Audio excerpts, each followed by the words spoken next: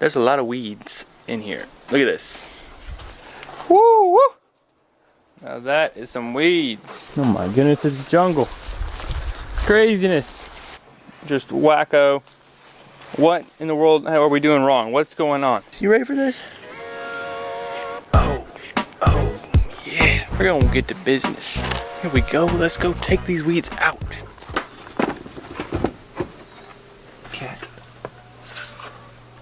See you later.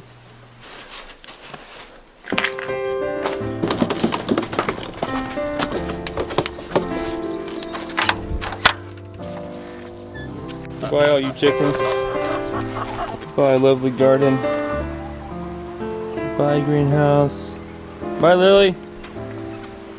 What? Bye. I came out this morning and Justin came to the door and just said, "Hey, is it alright if we watch one of your videos this morning?" And I was like, "Yeah, sounds good." So we're gonna watch the one with about Jonah. But man, such an honoring family, and I'm so blessed to have such supportive friends. So cool. Today is the day that I am leaving the Rhodes farm. Not looking forward to it. I've been here for about, 10 days I think. 10 days, and it's been such a good time. I really have just been soaking it up and love those little kids, love the Rhodes. Been actually I was supposed to leave a few days ago, but kept on pushing it back.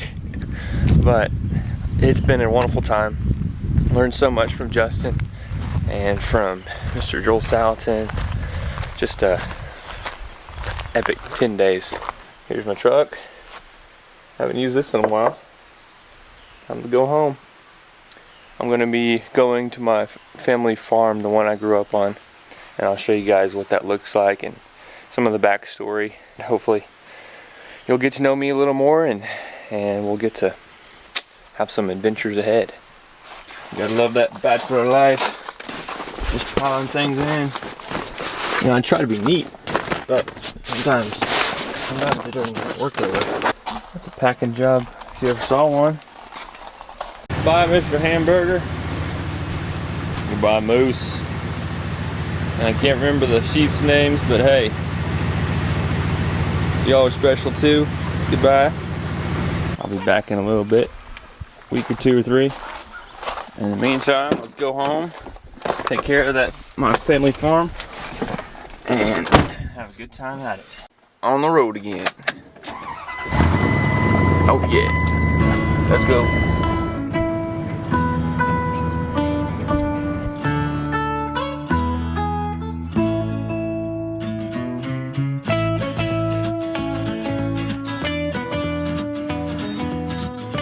I have arrived at our farm. Hey girls, there's our dogs. Hey Copper. Hey big guy, how you doing? Good boy, Copper. Good boy, good to see you again. Well, here is our farm. This is where I grew up, guys. Cabin in the mountains. Got the pasture down there. Those are our neighbors. And yeah. It was an amazing time growing up here. So good. Home sweet home, for sure. Love this place. Today, I've got some chores to do. I have the grass to mow, beds to clean out of weeds, the sweet potatoes to weed, dogs to feed, and need to go inside, check in everything, make sure everything's alright. And I think that's it. Otherwise, it's good to be home.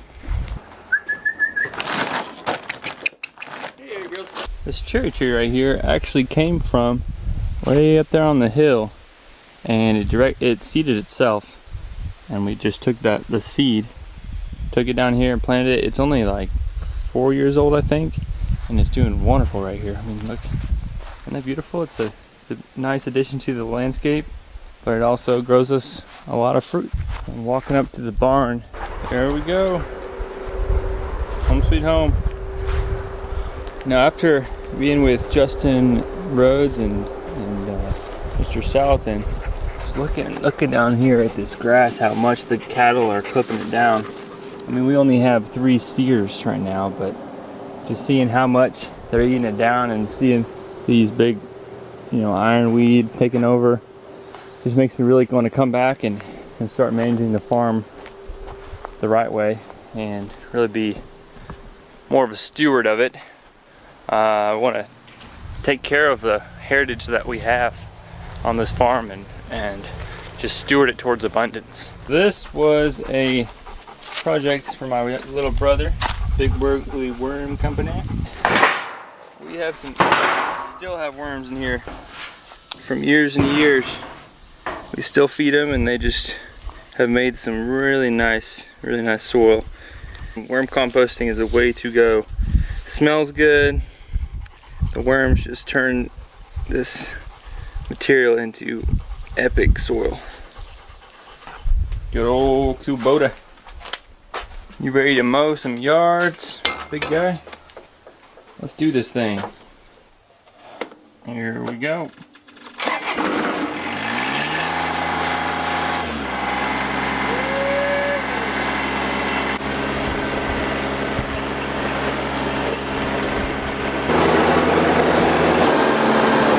All the mowing is done. I'm one of those crazy guys that loves to weed eat. I love it. I love it. I don't know why, but I love it. It's fun. Hey, I am having fun out here. I'm gonna grab my trusty weed eater and we're gonna get to business. Here we go. You ready for this? You ready for this? Oh yeah. We're gonna get to business. Here we go. Let's go take these weeds out.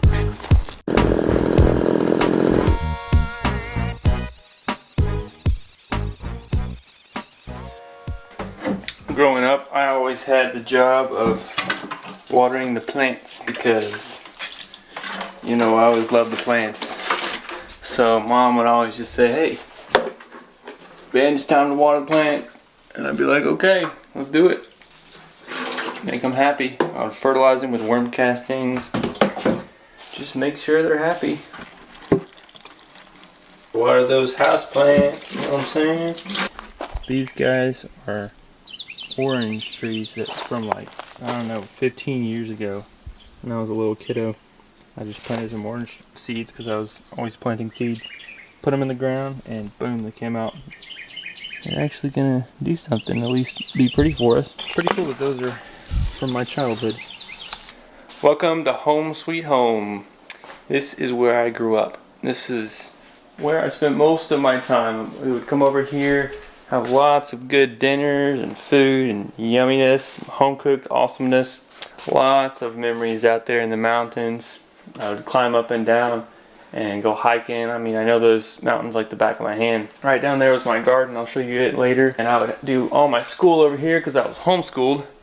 Mom, you're incredible. My mom homeschooled all of us 5 kids, K through 12. She is a champion. A lot of memories just sitting on these chairs, doing schoolwork, working hard. My favorite place to do school was right here. This was a couch, and right here was this nice little corner spot. And I would just sit right there and do all my reading and writing and arithmetic. So many good memories by this fireplace. I am so thankful for my family and the fact that I got to be raised to grow up on a farm. Not everybody gets to do that, actually not very many. And I'm just thankful for that. My garden was from this post all the way down to that post, all the way over to right where those trees start, back up to that post right there. It's about 1/8 of an acre. Came in here, it was all just like this, cleaned it up, and oh my goodness, I was growing so much goodness right here. It's so good. But my favorite spot, let me go down here and show you. Look at this. There are still squash in here from whenever I had my garden. I remember these little guys. They're like little ornamental ones. This is crazy. Look at that. Those have survived. How many years is that? 6 years. They've kept on going and reseeded themselves. Is that not cool or what? What we did right here was we came in with It was at least 6 inches, if not 10 inches of mulch, of wood mulch. We just layered it right in here through here. We had seen Mr. Paul Gauchi's Back to Eden garden method, and I was like, let's try this out. You know, there's no longer a garden here, but ever since then, the cattle come back in here and they love it. They love this spot. This is like their favorite spot to hang out in. Also, if you notice, there's not as many of those big, right in where the garden was, there's not as many of those big weeds. They eat it right down to the nubs. They love this area. To me, that just goes to show that if we are incorporating all these sustainable practices, all these beneficial systems like composting and manure and doing crop rotation and cover crops and all these things that mimic nature, if we incorporate those into our landscapes, into our yards, into our gardens, then we are actually building soil. Y'all, that's always been my goal, is when I come to a new garden spot, when I come to fresh ground that hasn't been messed with, or let's say it has been, it's like backfill, it's bad soil from a new housing development, whatever the case is, when I come to that new spot, I want to do what it takes, sustainability wise, to make that spot better than it was every year. Boom, boom, boom. Every year it gets better and better. I want to steward that soil. I don't want to come in, take all the nutrients, grow what I can, then as soon as it's bad, jump ship. No, my goal is to come in and every year it just gets better and better and better. And it's like a multiplication factor, not just addition, but multiplication. All of a sudden, all this life comes back into the soil because I'm managing it with compost and mulch and cover crops and crop rotation. And I'm using all of this, even if it's just a small spot. The goal is to cultivate and encourage the soil life and the diversity in the soil, so that that space, whatever it is, whether it's a raised bed or a, you know, part of my landscape or actual full-fledged garden like I used to have right here, I want to come in and when I'm done, boom, it is better than it was before. This spot is more nutrient dense than out there because of what we did with that mulch. So that's just fun. Like, guys, that makes gardening, that makes farming, that makes any kind of plant focused endeavor or animal focused endeavor, that just makes it fun. You're stewarding, you're shepherding the land towards abundance. I love that. Woohoo, yes. Nice pears coming on. This tree has been so faithful. Every year has fruit. Growing up as a kid, I would climb right up there, climb, get up way up there to the top. Oh man, so fun. Hey boys, it's okay. How you guys doing? These guys are taking care of the grass for us around here. Hey big boy. Huh? Good to see ya. Y'all, I came up here, was gonna check my sweet potatoes and a few other things I got growing, and there's a lot of weeds in here. Look at this. Woo, woo. Now that is some weeds. I mean, you can see Copper there. He's like, you know, pretty tall. Look at these guys though. Oh my goodness, it's jungle. Craziness. Man. So we have a problem. We have a lot of weeds. What now? Well, guess what? I'm not stressing out. I'm not worried about this. Here's a little nugget of truth for you. Anytime you feel stressed or worried whenever you think about your garden, you're either believing something that's false about your garden, or you don't know something yet. You don't know a truth about your garden yet. Just those two things. If you know truth, if you know the truth about your garden, you know what's true, you know what works, you know the type of method that you need to implement in order to fix the problem. Or if you believe a falsehood, like, say for instance, I believe that having to till is a false belief. It's not true. You don't have to till to have a wonderful garden. In fact, I think you have a better garden if you do not till. With that in mind, I'm not worried about these weeds, even though they're, like, I'm 6'3", and these guys are a little crazy. Because I know that with proper management, proper stewardship, I can take this space that is so crazy, it's a jungle, and turn it into an abundant garden. All it takes is knowing the right things and doing them. So what am I going to do? What am I going to do to get these weeds down and to get a garden ready, either for this fall garden or the spring? I'm thinking I'm going to prepare the soil here for a spring garden. What do I need to do? Okay, when it comes to weed control, I don't like controlling weeds.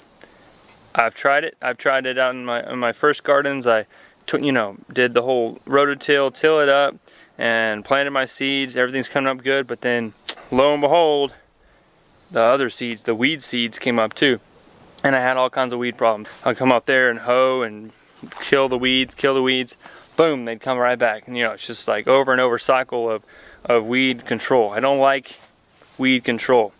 I've found a better method, a method that actually in the long term, each year you can get less and less weeds. Y'all, in my experience, the number one best solution to weed pressure in your garden, weed problems in your garden, or even pest problems, is this one thing. One thing. I mean, I've studied conventional agriculture at school. I've studied organic production. I've studied over in Africa with different people who are teaching conservation agriculture. I have studied with Justin Rhodes and Joel Salatin, and I have come to one solution. Now, of course, there's all kinds of branches that come off of this, but this is like, if the solution is a tree, this is the trunk, and that is soil management. How are we taking care of our soils? Let me break that down for you. So you have all these weeds, all right? You see, they're like going crazy, just wacko. What in the world are we doing wrong? What's going on? We have all this stuff growing, all this biomass, right? And a lot of these plants are going to seed. This guy is starting to. He's got some flowers. These are producing all kinds of ragweed. Got some polk here, Bermuda grass, crabgrass. What in the world can I do with this kind of weed mangled jungle craziness? Let me show you what you can do. Here's my plan. We have all this biomass right here. A lot of it's weeds. Now I do have some sweet potatoes in there. I got 4 different varieties that I planted before they got overtaken by all the weeds. Gonna let them continue to grow this fall, and I'm gonna see if I can get a harvest. Let them finish off. I'm okay with all these weeds going to seed and dropping their seed, because I'm going to weed eat these all down after I harvest the sweet potatoes. Gonna kill everything off, and then do what I call lasagna mulch. I'm going to be bringing in some layers of compost and manure and wood chips. And what that's going to do is it's going to create this whole layer, this cap on top of the soil. It's almost like it's sealing in those seeds. Because the reality is that all soil is full of seeds. And anytime that surface layer of soil is disturbed, those seeds go into action and they start germinating. I mean, unless you get it where it's been sterilized, soil is going to have seeds in it. So what we want to do is we want to bring in a layer of soil on top of that rich composted mulch. I'm going to create almost like a cap that will keep those weed seeds from germinating. And as long as I don't go down in there and disturb that foundational soil, each year I'll just build up on top of the next with mulch. Only weeds after that I have to control are any perennial weeds that might pop through that mulch, get those roots out, or any grasses that have rhizomes or stolons, got to get those out. But other than that, only weeds that are going to come in are weeds that have come in, blown in, or from birds. They're not going to be existing weed seeds. Okay, so as a recap, I'm going to leave these sweet potatoes, let them keep growing. I'm going to come back later and harvest the sweet potatoes, come in, cut all this down to the ground, let it drop. I'm going to bring in layers of paper and mulch and wood chips and create this layer, this cap of protection against all those seeds. That cap is also going to retain moisture. The mulch will build the soil, and every year it's going to get better and better. Another thing y'all can do is, if you have a ton of weeds like this, let's say you have an area that really you're actually done with it, I would just cut it down, and then you can bring in black plastic over everything, That will kill off the weeds. And then you can do your layers of mulch from that.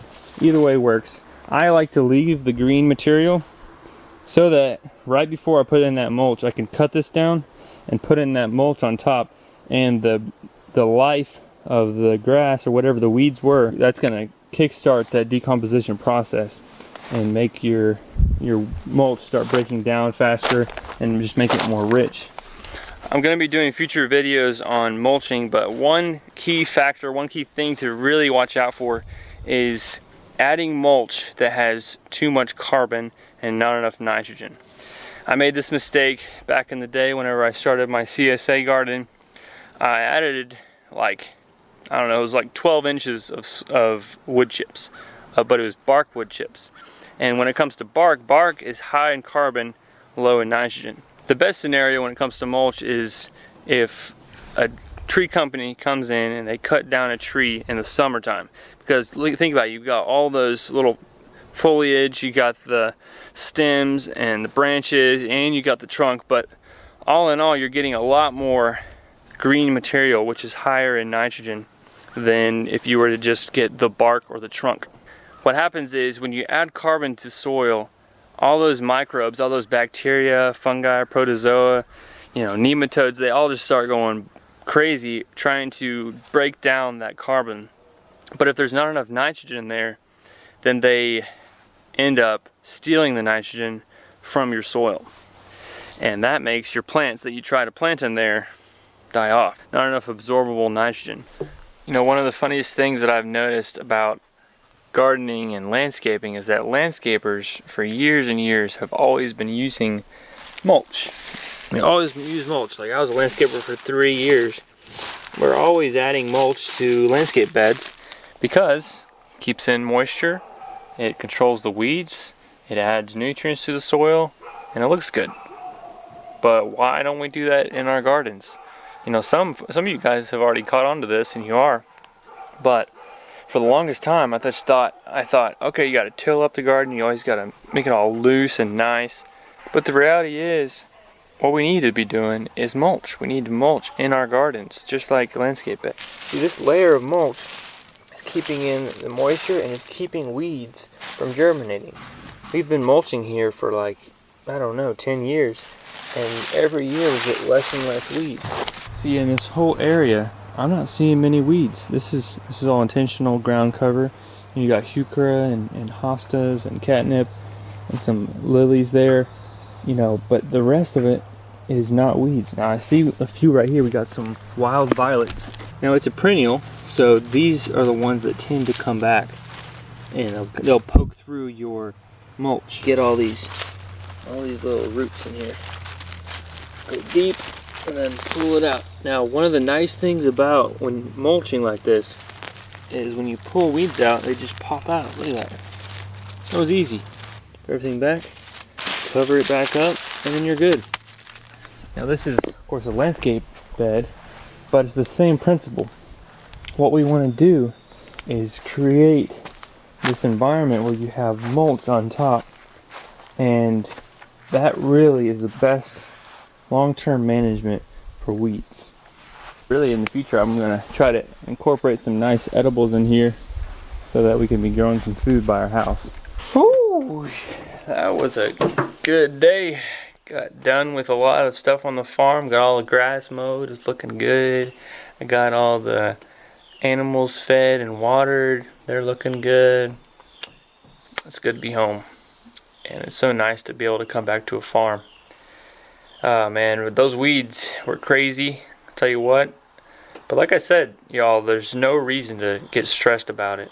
Anytime you get stressed about anything on your farm or your garden, I believe it's because we are either not believing something that's true, or we just don't know yet what the truth is. One of the two. It could be that we know the truth and we're not doing it yet, but a lot of it, so much of our life, so much of the experience that we have in life starts with what we believe. So if we believe that weeds are controlled by always just cutting them down and tilling, then that's going to mean that we always have more weed seeds popping up to the top, and it just becomes a never-ending cycle of killing the weeds. Oh, the weeds got bigger, let's kill the weeds. I don't want to live like that. I don't want to live with temporary solutions. My goal as a gardener is to discover the long-term solutions, the long-term problem-solving solutions that really get down to the root of the issue and transform my garden each year to where it's better and better and better. With that being said, guys, practically, what does it look like for you? Find out if you want to harvest anything from your area of your garden. If you do, keep it up until the harvest, and then after that, kill off everything and think about what type of wood material or grass material or any type of mulch. Figure out the mulch that you're going to use to build that layer of mulch, that living biomass that's going to become a cap to keep those weed seeds buried, and in the future you won't have as many problems. Every year it will get better. I promise you, every year it really will get better. Y'all, it's been real, it's been good, it's been real good. And please comment with any questions you have, any concerns you have with your weeds. I would love to answer those, and that'll give me an idea of where y'all are at and how I can help y'all with future problems. And remember, the number one issue, the number one key factor to everything to do with gardening is soil. It really is. Later.